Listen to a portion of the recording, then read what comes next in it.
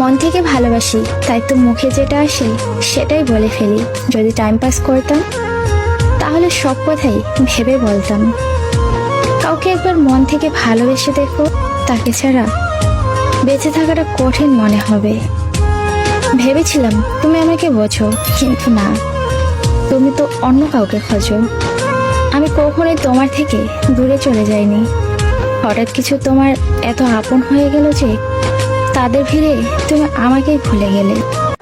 কষ্ট পেয়েও যারা চুপচাপ থাকে তাদের যন্ত্রণাটা অনেক বেশি। অবহেলার আরেক নাম একটু পর কথা বলি। এখন ব্যস্ত। প্রয়োজনের চেয়ে অতিরিক্ত ভালোবাসা পেলেই মানুষ অবহেলা করতে শুরু করে। প্রিয়, তুমি খুব ভাগ্যবান, কারণ তুমি যাকে কষ্ট দিচ্ছ সে শুধু কাঁদতে জানে, প্রতিশোধ নিতে না। সে জানে আমি তাকে ছাড়া থাকতে পারি না।